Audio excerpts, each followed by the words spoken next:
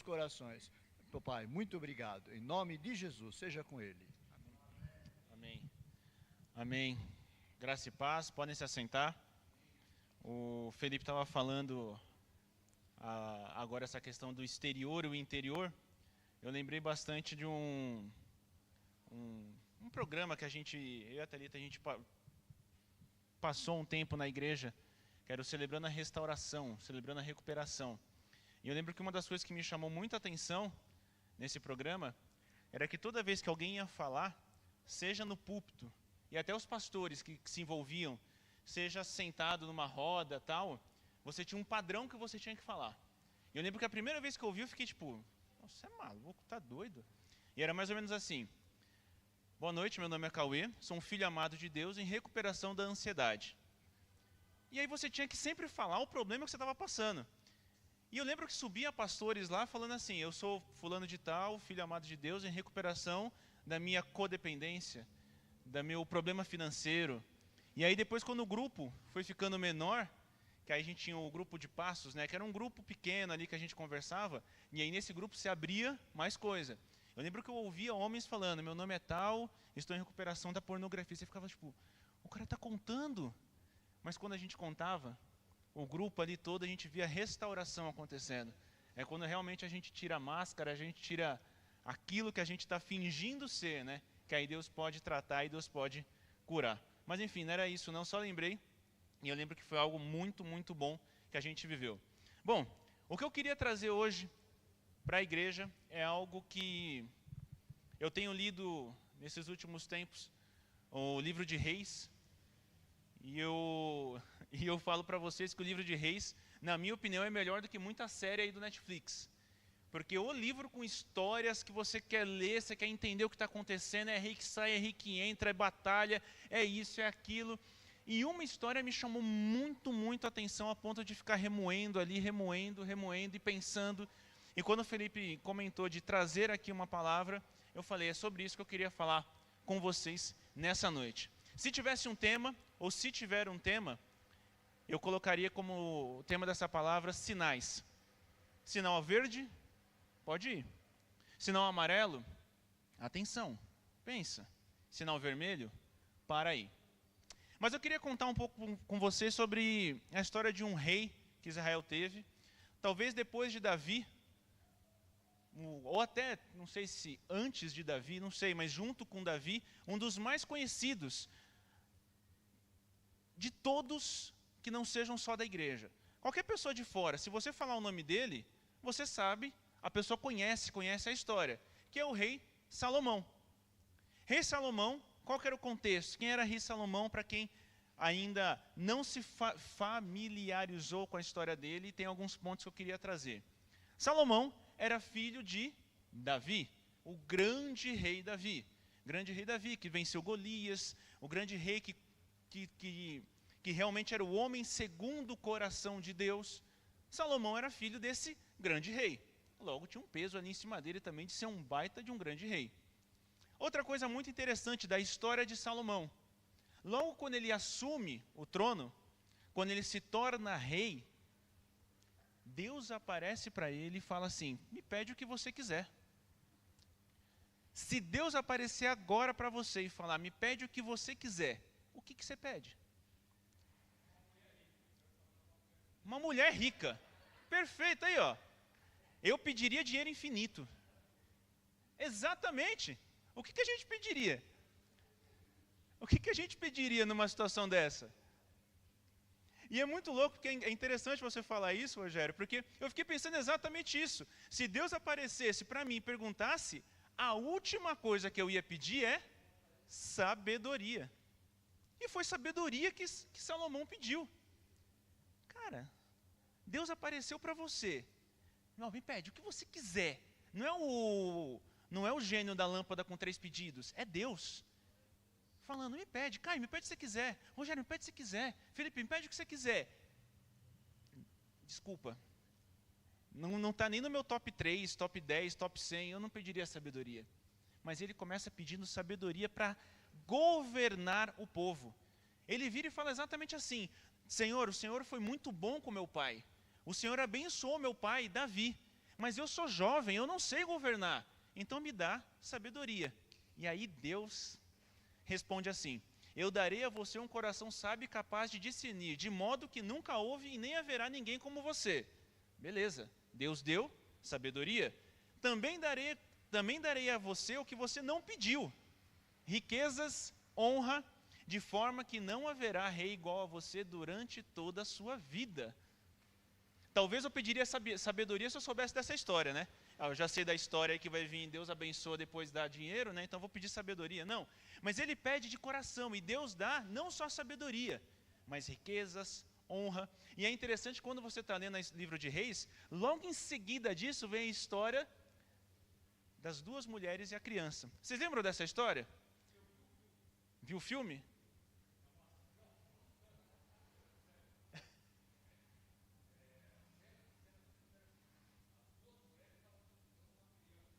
Exato.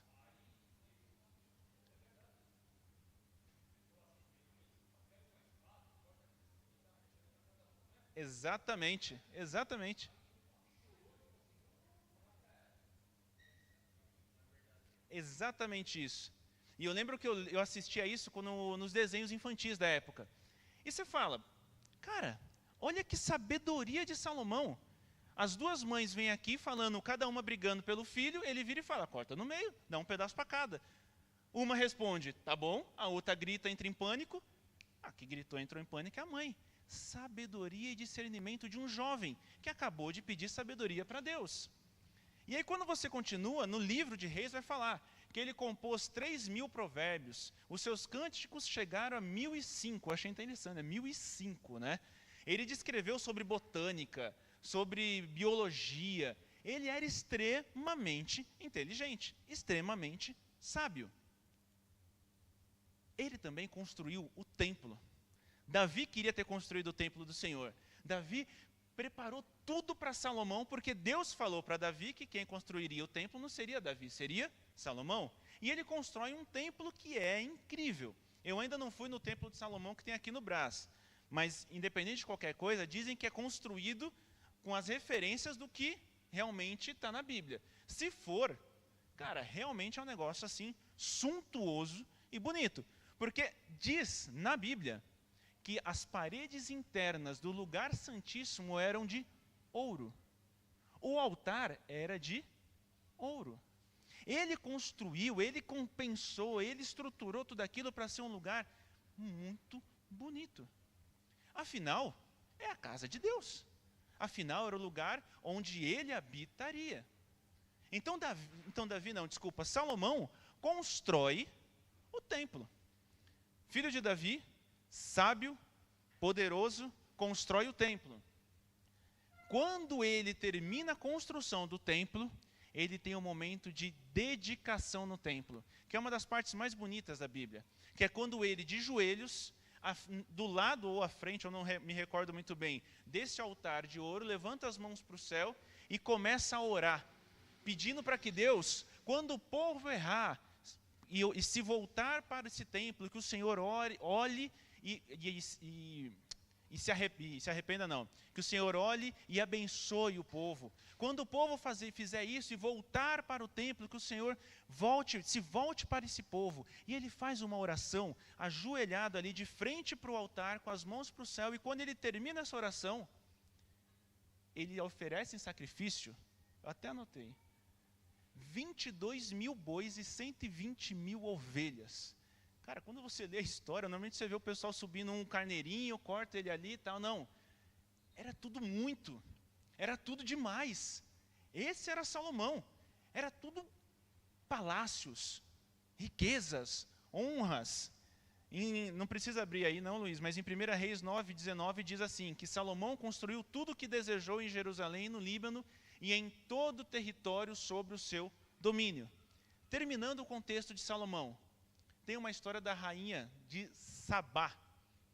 Ela sobe para visitar e entender quem era esse Salomão que todo mundo falava. Será que ele é tão inteligente assim que nem todo mundo diz? Porque a fama de Salomão estava correndo pelo mundo. A rainha sobe, começa a fazer um monte de pergunta difícil, tipo um jogo do milhão ali com ele. E começa a perguntar, ele responde, vai discorrendo e tal.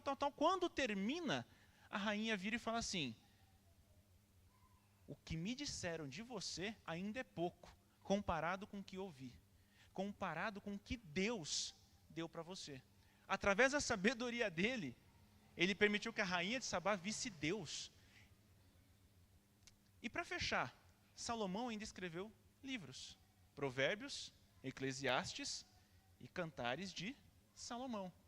Só para você ter uma ideia, para fechar, o livro de Provérbios, na cultura judaica, era o livro da sabedoria prática. Eu estava dando uma olhada, é o livro que o pai fala para o filho judeu ali na mesa. Ó, tá vendo? Se você fizer tal coisa, acontece isso. É o livro prático do dia a dia. Tamanha a importância de Provérbios. Esse era Salomão. Não era um rei normal. Não era mais um rei de Israel. Ele era o rei Salomão. Quantas pessoas a gente vê na internet aí hoje que passam, acho que o último que eu vi assim que bombou na internet foi acho que o Thiago Nigro, né?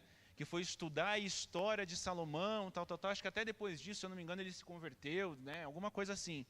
Mas quantos não olham para Salomão e falam: meu, deixa eu entender quem é esse homem sábio, quem é esse homem rico, quem é esse homem que fez tudo isso. E de fato, ele foi muito grande. Mas por que tudo isso? Porque lá atrás, quando Deus perguntou o que você quer, ele simplesmente pediu sabedoria. Incrível. E sabedoria não para ele, sabedoria para governar o povo de Deus. Uma vez num podcast, né, o Igor, né, falou: quando o propósito termina só em você, é um propósito que Deus não abençoa, um propósito egoísta. Mas quando o propósito é para os outros, Deus abençoa. O propósito da sabedoria de Salomão não era para ele só. Era para que ele pudesse governar o povo. E o povo gozou de felicidade, de dinheiro, de fartura durante o tempo que Salomão era rei. Sinal verde. Vai, Deus está com você. Deus está te abençoando. Olha aqui, Ele está abrindo as portas. Tudo está dando certo. Muitas vezes, a gente pede para Deus falar com a gente, mas às vezes Ele não fala, Ele só abre a porta. Sinal verde. Você está no caminho, Ele disse, Ele caminhou. Vai. Tudo está dando certo. Ele está no controle. Mas é possível imaginar que esse rei sábio, esse rei abençoado, esse rei que tinha tudo isso, pudesse terminar mal? Pudesse terminar longe de Deus? E aqui agora eu quero ler com você a história que de fato me chamou a atenção. A história que quando eu li eu falei: cara, isso aqui tem muita coisa para a gente conversar hoje. 1 Reis, no capítulo 11, a gente vai ler do 1 até o versículo 13.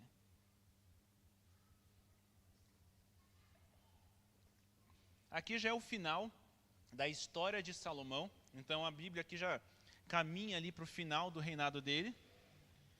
E lá diz assim: além da filha do faraó, o rei Salomão amou muitas mulheres estrangeiras, moabitas, amonitas, edomitas, sidônias e hititas.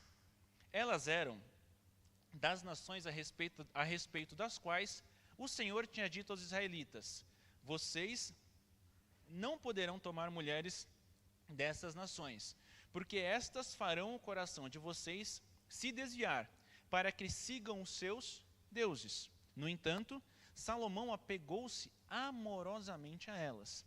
Casou-se com só 700 princesas e 300 concubinas, e as mulheres o levaram a se desviar. À medida que Salomão foi envelhecendo, as suas mulheres o induziram a voltar-se para outros deuses, e o seu coração já não era totalmente dedicado ao Senhor, o seu Deus, como fora o coração de Davi, o seu pai. Ele seguiu Astarote, a deusa dos Sidônios, e Moloque, o deus repugnante dos Amonitas. Desta forma, Salomão fez o que era mal aos olhos do Senhor. Não seguiu completamente o Senhor como Davi, o seu pai. No monte que fica a leste de Jerusalém, Salomão construiu um santuário local para Camus, o deus repugnante de Moabe, e para Moloque, o deus repugnante dos Amonitas.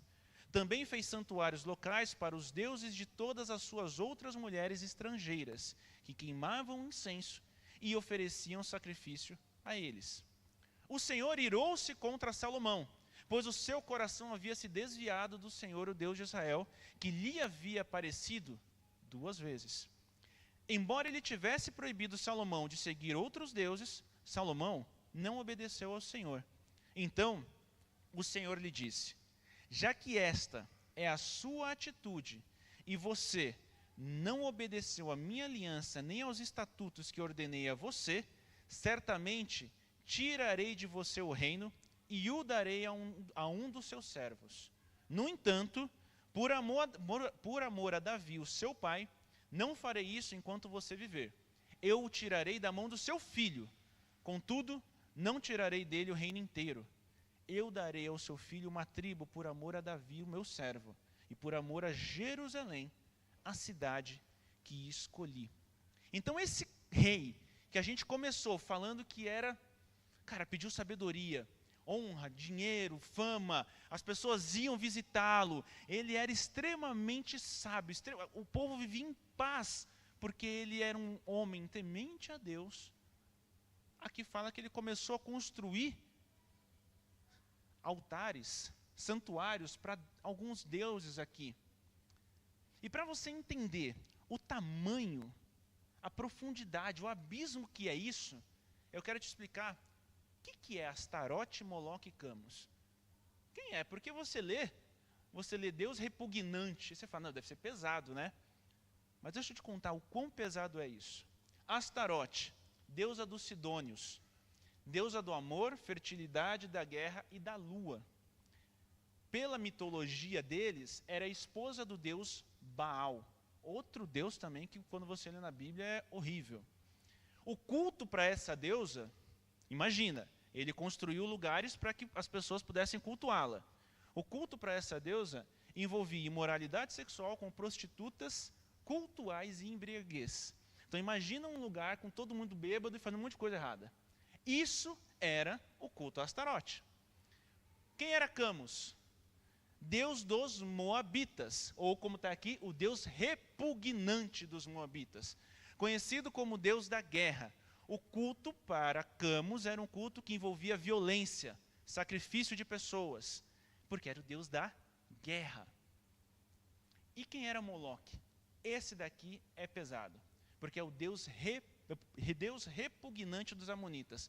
E quando você lê na Bíblia, tem várias citações a esse Deus.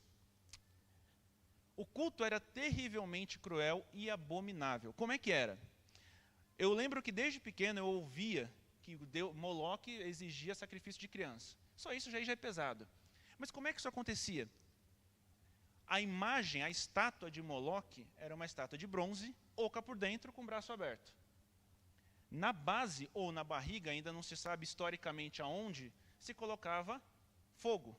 Quando aquela estátua de bronze estava incandescente, se pegavam os bebês e as crianças e colocavam nos braços, para que morressem ali.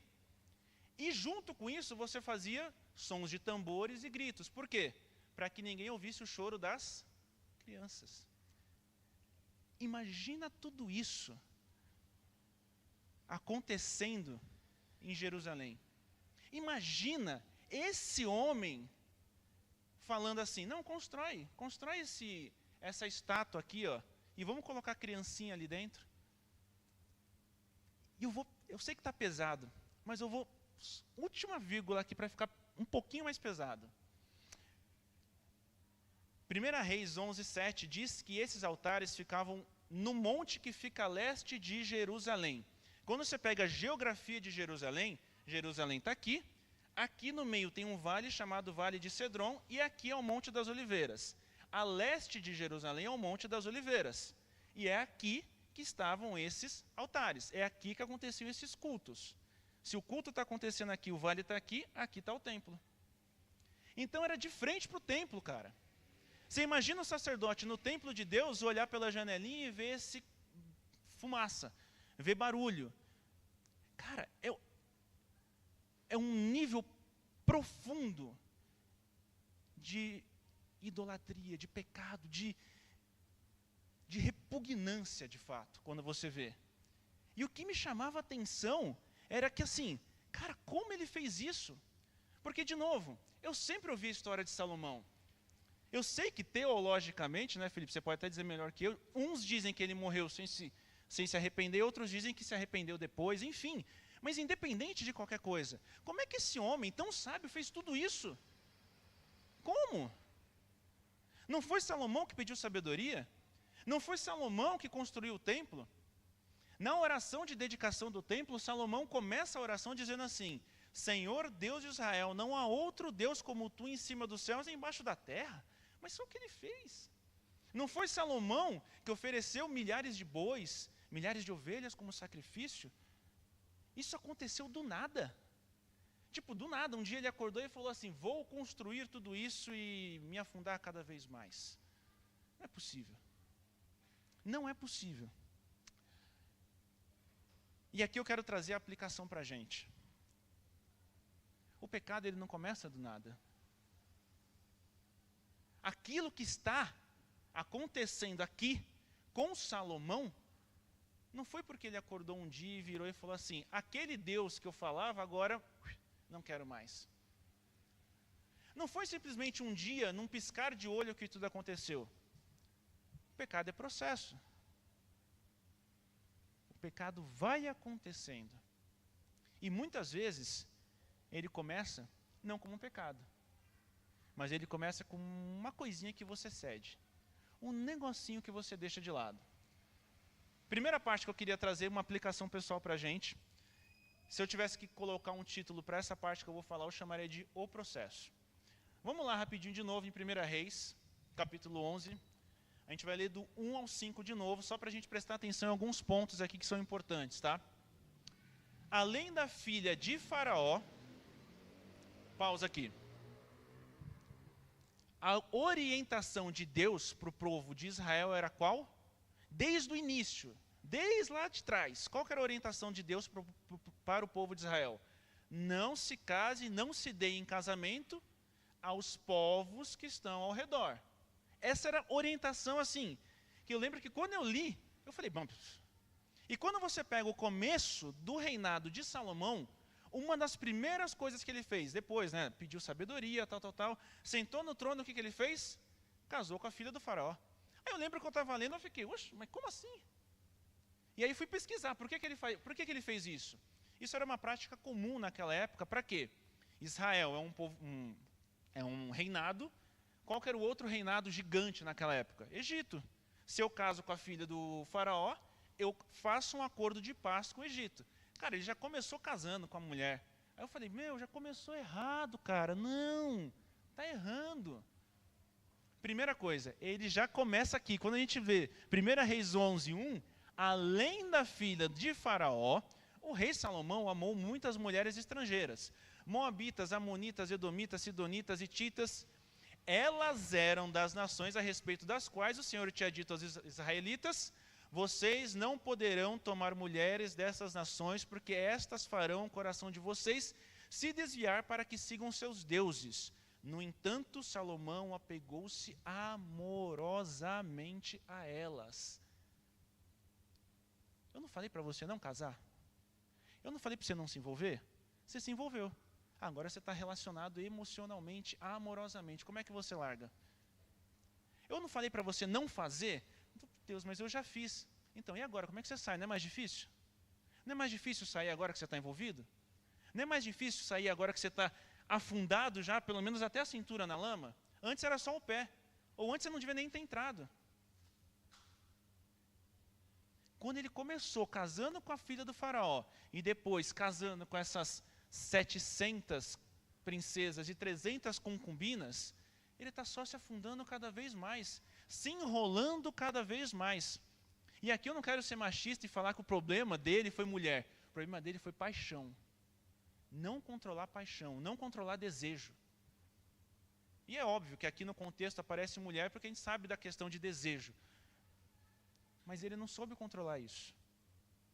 Casou-se com 700 princesas e 300 concubinas, e as suas mulheres o levaram a desviar-se.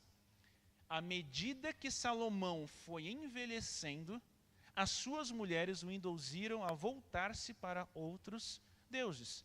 À medida que ele foi envelhecendo, à medida que ele foi se envolvendo, à medida que um dia ele olhou e falou assim, se eu acender um incenso para Astarote, eu acho que não tem problema. Eu acho que se hoje eu for lá com minha, concubina 3.725, lá no sacrifício de Astarote, de Moloque, acho que vai ser tudo bem. Ele começa a ceder. De novo, o pecado ele não começa num estalar de dedos. Ele não começa de uma hora para outra. Ele não pega e constrói um altar aqui e fala, vamos sacrificar. Mas ele começa, puxa, ela me pediu. Eu não consigo falar não. Ela quer que eu faça. E aí ele vai. E aí ele vai cedendo. Não precisa colocar, Vitinho, mas Tiago 1, 14, 15. Cada um, porém, é tentado pelo seu próprio desejo, sendo por este arrastado e seduzido. Então, esse desejo, tendo sido concebido, dá luz ao pecado. E o pecado, uma vez consumado, gera a morte. O pecado é processo. Já ouviram a frase que a oportunidade faz o ladrão? O desejo faz o pecado. O desejo faz o pecador. Cara, tá ali. Quando você cede, quando você dá um passinho em falso, o processo começou. Você não acorda pensando, vou trair minha esposa ou meu esposo hoje. Teoricamente, você não acorda pensando isso. Mas você aceita aquele elogio daquele cara do trabalho. Você tem aquela mensagem no WhatsApp que você não mostra para ninguém. Aceitar um elogio e sentar para almoçar no trabalho com uma amiga, tem problema isso? É pecado? Não. O pecado não é. Só que você está começando a fazer aquilo que você não deveria. Por isso que eu falei, o processo, o pecado, ele não começa necessariamente com um erro, mas ele começa com você cedendo em coisas que você não cederia. Você começa agindo em coisas que você não fazia antes. Você não acorda pensando, vou roubar. Você não acorda pensando, vou ser um ladrão. Mas você tem inveja do celular do seu amigo. Mas você olha para aquilo que a pessoa tem de forma estranha. Você começa, de novo, o pecado é um processo. Um pecado é um processo.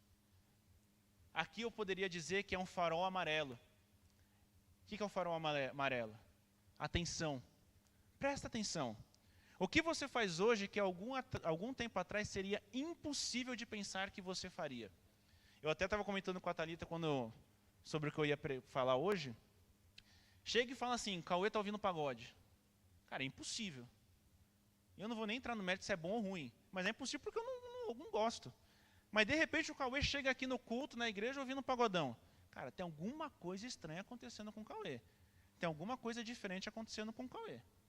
Quer ver? Vou dar um exemplo claro. Eu tinha um amigo, na época da ET. Na minha época da ET, não sei se hoje em dia é assim, mas na minha época da ET, quando você ia para o 3º ano, todo mundo ia fazer aquela viagem para Porto Seguro. A forma turismo para Porto, aquelas coisas. Obviamente, eu não fui, porque eu sabia que era só axé, era só isso. Eu falei, o que eu vou fazer lá? Mas eu lembro de um amigo meu, não vou citar o nome, porque vai que ele assista, né? Não sei. Imagino que não vai assistir, mas né? Fica na internet. Eu lembro que ele andava com a gente, e assim, como eu gostava de rock, normalmente numa escola dessa, quando você gosta de rock, você anda meio com os nerds ali, né? Com os cabeçudos e tal. Então era no meu grupo. Andava com eles. E esse moleque andava com a gente. E ele era muito, mas sabe, tipo aquele cara que gosta dos rock mais pesado. Você fala, não, mas você está até passando um pouco. E aí um dia ele vira pra gente e fala assim, cara, eu vou para Porto, vou para a festa de formatura, a viagem de formatura. Eu lembro que a gente olhou e falou, mas você vai para Porto? Ele, então, quero curtir lá, ver como é que é. Tá bom. Na minha cabeça eu falei, não vai aproveitar nada. Porque, cara, é axé. Cara, ele me volta dessa viagem. Obrigado, Siqueira. Ele me volta dessa viagem usando roupa de axezeiro.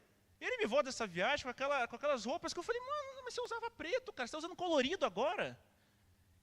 Aí eu lembro que quando eu voltava na ET, eu fiz Getúlio Vargas, aí lá tinha, na hora do intervalo, tinha a rádio da GV. que era onde colocava umas músicas lá para a gente ficar ouvindo no intervalo. E aí quando voltavam de viagem de Porto Seguro, era axé o intervalo inteiro. Cara, eu estava vendo ele dançando lá, eu falei, mas o que está acontecendo, cara? A gente falava, o cara se perdeu. O cara ouvia com a gente, e ele falava de Iron Maiden, Black Sabbath, não sei o que, agora está falando de, sei lá, o Tchan, Terra Samba. Eu falava, mas como assim? Mas não fazia sentido, eu brincava, eu falava, mas esse cara tomou uma porrada lá, não é possível, deram uma paulada na cabeça dele, porque não faz sentido. Mas esse aqui, brincadeiras à parte, esse é o farol amarelo. O que você faz hoje, o que você cede hoje, que talvez lá atrás, quando você se converteu, você não cedia? O que talvez hoje você fala, não, isso aqui não tem mais problema, não. Agora eu sou um crente maduro, eu não sou mais criança. Agora eu posso. Será que pode? Será que de fato pode? A gente precisa estar alerta, o inimigo anda ao redor. Esses dias eu ouvi um pastor, ele fez uma pregação que o tema da pregação era guard-rails. Todo mundo aqui sabe o que é um guard-rail? Nome bonito, chique. Para quem não sabe, guard-rail é o quê? Você está, sei lá, quem já desceu para a praia a Serra de Ubatuba? Serra de Ubatuba é assim, né? Uma descida com curva desse jeito. Cada curva dessa tem um barranco do outro lado. Guard-rail é simplesmente aquele murinho, aquela parte de ferro ali que te protege para não cair. E ele falava nessa pregação que nós precisamos ter os nossos guard-rails. Porque o guard-rail ele te protege da morte, mas não te protege do acidente. Se você está fazendo a curva, pegou óleo, escorregou o carro, vai acontecer o quê? Bater no guard-rail. Se não tiver guard-rail, você faz o quê? Ladeira abaixo. Qual é o guard-rail da sua vida? Qual o limite que você colocou para as suas coisas? Qual o limite? Não tem problema nenhum você chegar eu chegar no ambiente do trabalho e uma amiga minha me chamar para almoçar, mas eu vou fazer isso? Qual que é o meu guard-rail? Não. Ou que nem quando o Caio trabalhava comigo, só se o Caio for comigo. Caio, vamos comigo? Se ele for comigo, beleza. Agora eu vou sozinho? Qual que é o seu guard-rail? Eu sempre tive problema com bebida. Eu sempre bebi muito. E de repente, parei. Aí um dia eu estou numa festa, vem aquela cervejinha, eu falo, essa aqui eu vou. Será que isso não é um limite para você? E quem vai definir o limite? É você. Quais são os seus limites? Quais são os seus guarda-reios? O que você hoje, talvez, já está abrindo a mão? Então essa é a primeira pergunta que eu faço para você nessa noite. O que hoje você já está abrindo a mão? O que lá atrás para você era algo que você não mexia, era algo sagrado quase. E hoje você já está falando, isso aqui eu já faço, isso aqui eu já deixo. Isso é um sinal amarelo para você. Porque existe uma possibilidade de você terminar chegando no pecado. Vamos para mais uma parte. Essa parte eu chamaria de o erro e o arrependimento. Aqui a gente vai ler a partir do versículo 9 de 1 Reis 11. Aqui já é Deus já falando, de fato, ali com Salomão, e fala assim, o Senhor irou-se contra Salomão, pois seu coração havia se desviado do Senhor, o Deus de Israel, que lhe havia aparecido 2 vezes. Embora ele tivesse proibido Salomão de seguir outros deuses, Salomão não obedeceu ao Senhor. Então o Senhor lhe disse, imagina, pausa aqui, imagina a cena, o Senhor está falando com Salomão, o Senhor está falando com ele. Já que esta é a sua atitude, é como se fosse uma conversa quase de amigo, né? Já que esta é a sua atitude, e você não obedeceu à minha aliança, nem aos estatutos que eu ordenei a você, certamente tirarei de você o reino e o darei a um dos seus servos. No entanto, por amor a Davi, o seu pai, não farei isso enquanto você viver. Eu tirarei da mão do seu filho. Contudo, não tirarei dele o reino inteiro. Eu darei ao seu filho uma tribo por amor a Davi, o meu servo, e por amor a Jerusalém, a cidade que escolhi. Você lê isso e você fala assim, cara, agora ele vai se ajoelhar. Agora ele vai falar, me perdoa, errei. Cara, quando você continua lendo o versículo, quando você vai para o versículo 14, já muda completamente. No versículo 14 já é Deus mandando reis atacarem Jerusalém, atacarem ele. E você fala, mas cadê o arrependimento? Só para vocês terem uma ideia, estou lendo Reis. Vocês lembram do rei Acabe e Jezabel? Cara, Jezabel, todo mundo fala de Jezabel, pesado, né? O rei Acabe, pesado. Mas tem uma determinada situação que Acabe erra, um profeta vem e fala e ele se arrepende. Acabe se arrepende, Salomão aqui não. Deus falou para ele, cara, você errou. Versículo 13, então os povos foram atacar Jerusalém. Salomão, por que você não se arrepende? Salomão, por que você não se ajoelha nesse momento e fala, eu errei, eu errei. O seu pai fez isso, seu pai Davi fez isso. Davi adulterou com Batseba. O que Davi fez depois? Se arrependeu. A questão aqui que não faltou. Eu li isso e falei, não é possível, cara, que esse cara não se arrependeu. Não é possível que depois de toda uma situação dessa, depois de Deus falar com ele simplesmente, não sei. E quando você vai ler, aí que é muito doido. Quando você vai ler, não tem nenhuma parte clara onde Salomão se arrepende. Existem teorias. Quando você lê Eclesiastes e tal, parece que sim. Mas não existe nada claro. E Acabe está lá, está claro. Davi está lá, está claro. Salmo 51 é Davi pedindo perdão. Mas Salomão não. E aí o que fiquei na minha cabeça? Como é que alguém dorme depois de ouvir isso de Deus? Como é que você vira para o lado na tua cama, olha para as suas 1000 mulheres, olha para o templo, olha para o outro lado, os altares e tal, e você fala, está tudo bem. Como?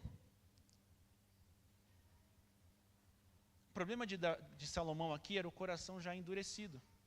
O coração endurecido, o coração de pedra, não sente mais nada.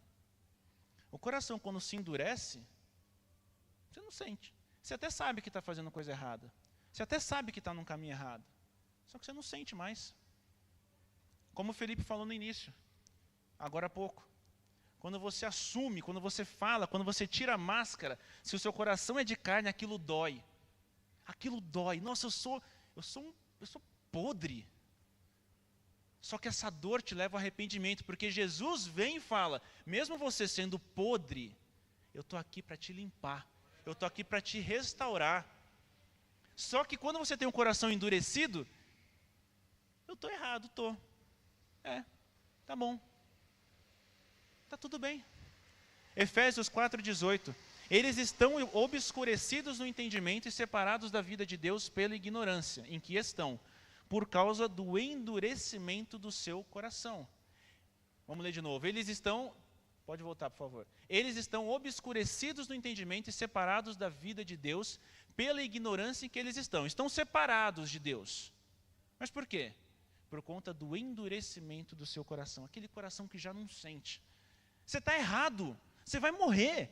Você está indo para o caminho errado, meu amigo. Você está vendo o que você está fazendo com a sua família? Você está vendo o que você está fazendo com a sua vida? Você está vendo como você está se destruindo? Você está vendo? Tô. Vamos mudar? Está tudo bem. Esse é o farol vermelho. O coração não sente mais nada.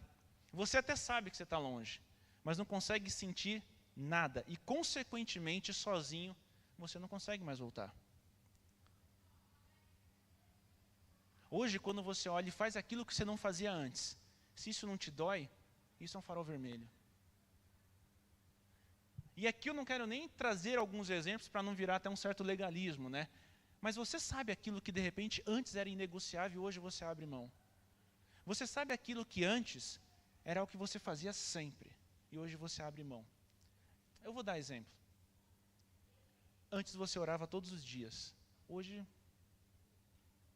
perdeu uma semaninha. Na verdade, assim, você começou perdendo um dia de oração. Hoje eu não orei. Daqui a pouco você já está...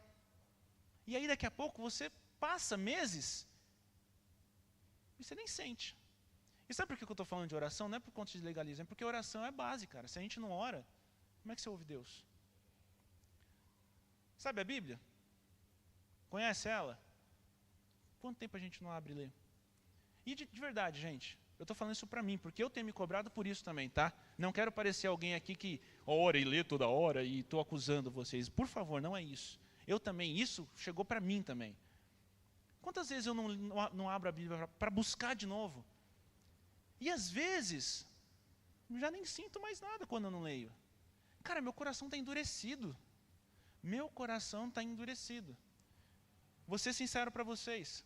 Eu já me questionei muito quando eu via passagens de Jesus, vídeos de Jesus sendo crucificado, e eu não sentia nada. Eu falei, mas caraca, como eu não sinto nada? Cara, isso aqui é o cerne da minha vida, isso aqui é o que transformou, como é que eu não estou sentindo nada? Um abismo chama outro abismo. Você lá no farol amarelo, você cedeu um pouquinho, você foi cedendo, você acende incenso para Astarote, visita o templo dele, daqui a pouco você está construindo o templo dele. Você cedeu um pouquinho aqui, você caminhou, está tudo bem. Quando você percebe, você está tão longe, que sozinho você já não consegue mais voltar. Eu já citei aqui várias vezes, e é um livro que eu vou citar muito, que é Cartas de um Diabo ao Seu Aprendiz, de C.S. Lewis. E se você pegar, acho que no YouTube, pregação minha, vai ter pelo menos 2, 3 citações sobre isso. E só para contextualizar quem não lembra, é um livro do C.S. Lewis, escritor cristão, que fez Crônicas de Nárnia. E nesse livro ele brinca em que ponto? Você está lendo, né, Isa? Ele brinca, e é difícil de ler, porque ele faz o quê? Você lê, é como se fosse um diabo falando com outro diabo, ensinando o outro diabo. Então quando você lê, você se perde, porque é estranho você ler dessa forma.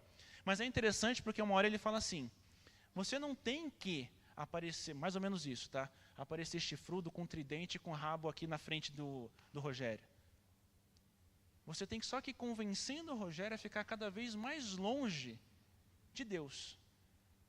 Porque se eu aparecer, se eu não, misericórdia, se ele aparecer desse jeito, assusta e sai correndo. Agora, se ele aparece devagarzinho, de uma forma sutil, quando você percebe, você está tão longe, mas tão longe, mas tão longe, cara, que trabalho para voltar. Que vergonha para voltar. Como é que eu volto para lá? Por quê? Ele só foi te afastando devagarzinho. E isso é uma estratégia que acontece o tempo inteiro. O diabo não é criativo. Essa é a estratégia que ele vai usar. Então, ao invés da gente olhar para o outro, olha para a gente. Será que a gente está se afastando devagarzinho? Será que a gente devagarzinho está deixando essas coisas entrarem na nossa rotina? Porque domingo a gente está aqui. Mas e segunda-feira? Como é que é a sua segunda? Como é que é a sua terça? Como é que é a sua quarta, quinta, sexta? Tem uma frase muito legal que diz assim, há no coração do homem um vazio em forma de Deus, que só pode ser preenchido por Ele mesmo, feito conhecido por meio de Jesus Cristo. Esse vazio que muitas vezes você não entende, só é preenchido com a presença de Deus, com Jesus na nossa vida. Claro, se eu souber responder. Vixe. Cara, isso não está na Bíblia. Isso eu não sei te dizer. Mas eram 700 princesas, 700 concubinas e 300 princesas. Eram 1000 mulheres e 300 concubinas. Mas aí não está na Bíblia. Eu não sei quem eles escolheu, qual que era a preferida dele.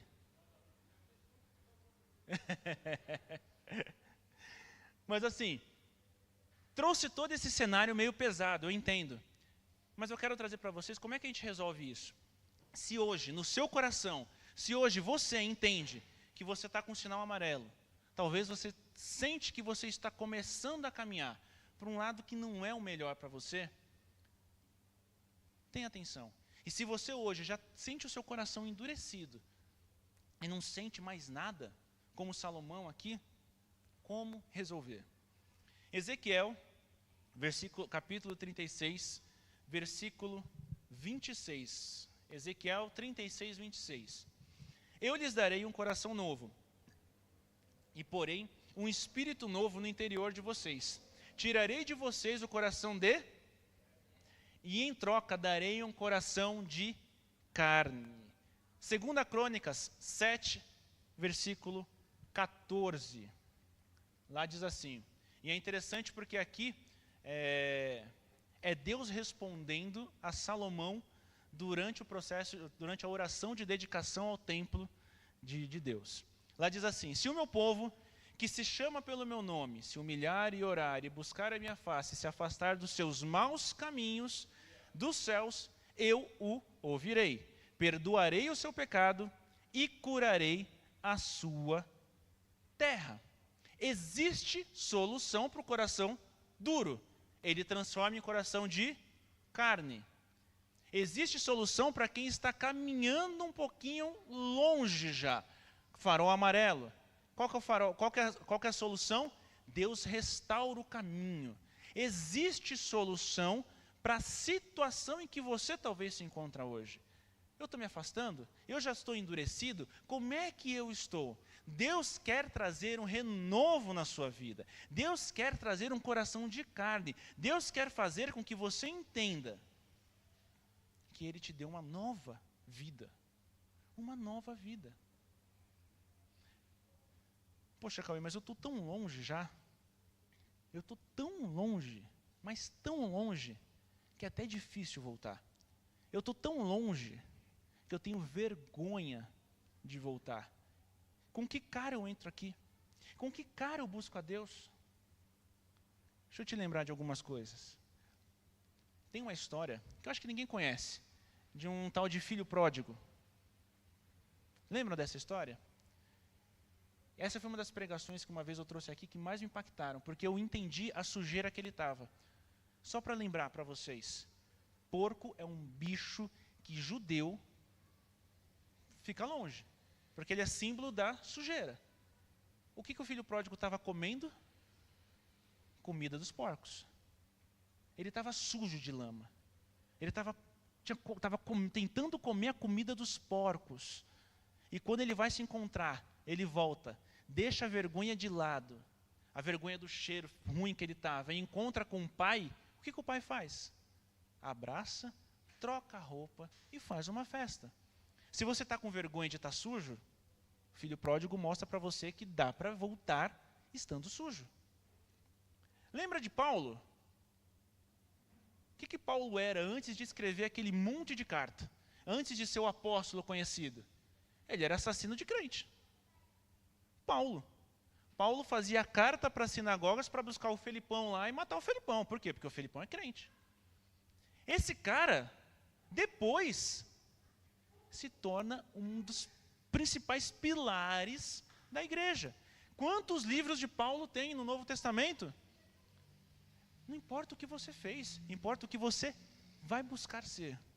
Lembra de Mateus? Quem assiste The Chosen sabe muito bem entender quem era Mateus. Mateus era coletor de impostos. O que é isso? É um judeu que trabalha para os romanos cobrando imposto de judeu. Logo o judeu que mora lá fala, mas esse cara aqui é um traidor. Eu não considero Mateus. Mateus deixa toda a vergonha e rejeição de lado e começa a seguir Jesus. Lembra de Pedro? Aquele pescador que negou Jesus no momento que Jesus precisou? Mas depois Pedro está subindo para o templo e cura paralítico. Está pregando e 5.000, 3.000 se convertem. O que eu quero deixar claro aqui para você? Não importa o tão longe que você está, não importa o tão endurecido esteja o teu coração,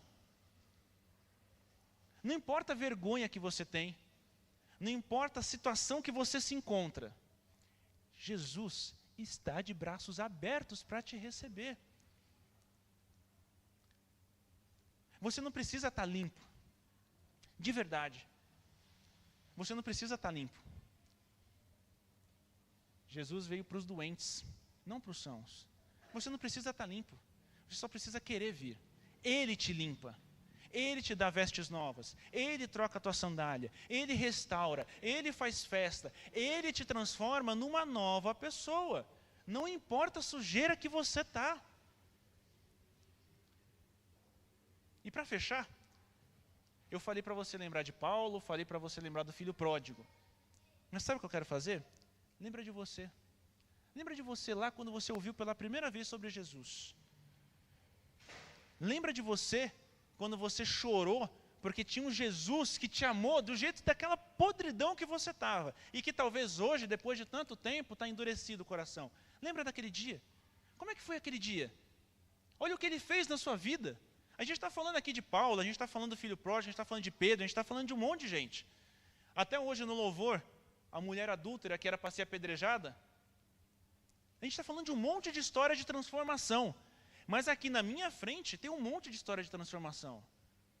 A sua história é uma história incrível. A sua história é uma história de transformação. Lembra dela. Lembra dela. O Deus é o mesmo. O Deus é o mesmo. E só te dou uma dica. E é de verdade isso.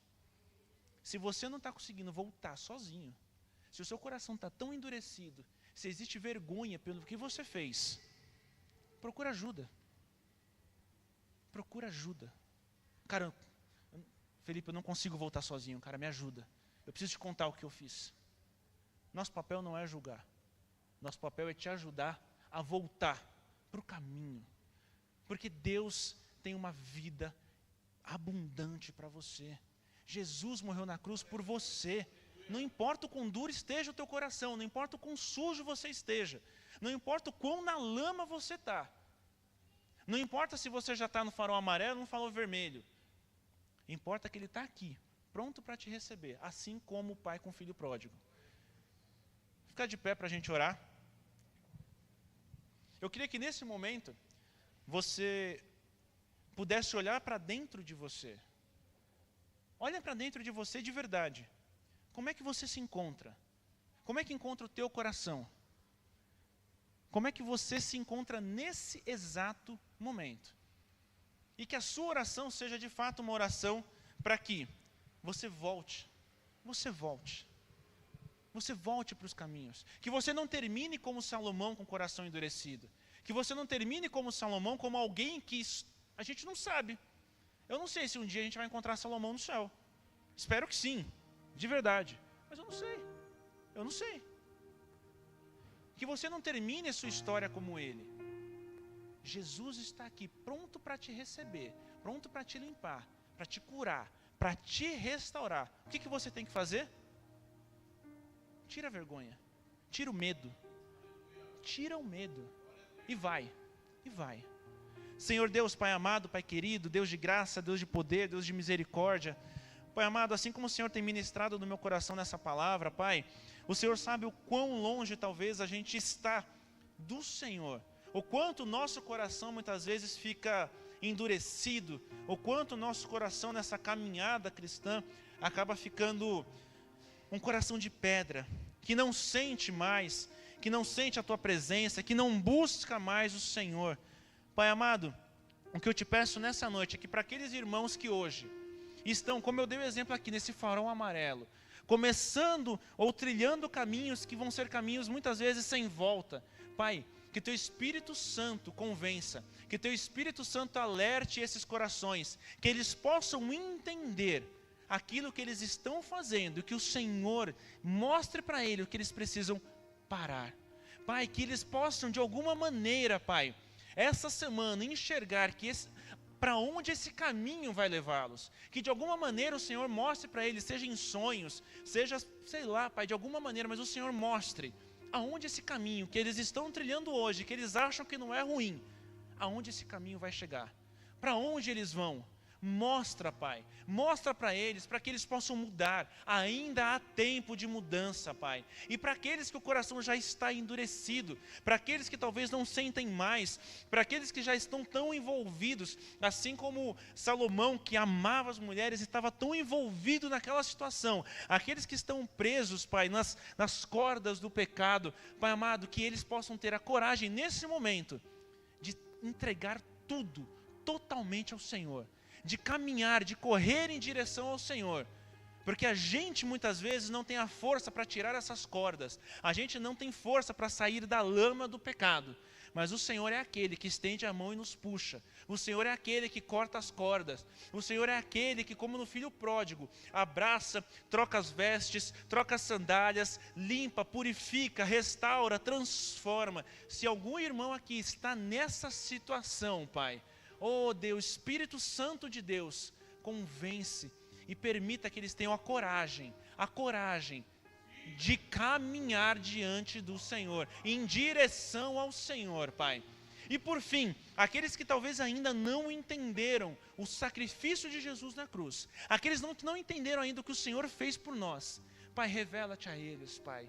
Oh Deus, que eles possam entender que todo coração endurecido, que tudo aquilo que não os permite enxergar a verdade, que todas as escamas nos olhos caiam, Pai, e eles possam entender o que o Senhor Jesus fez por nós, a transformação que a gente pode viver, a libertação que eles podem viver, Pai.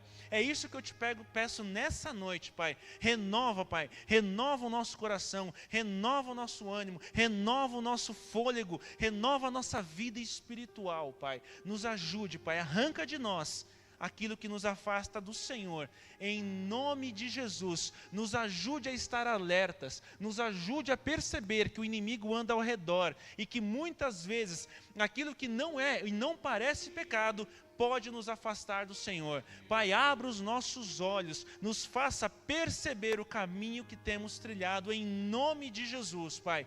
É o que eu te peço nessa noite. Novamente, Espírito Santo de Deus, fala com cada um de nós nessa semana. Mostra o que precisamos mudar.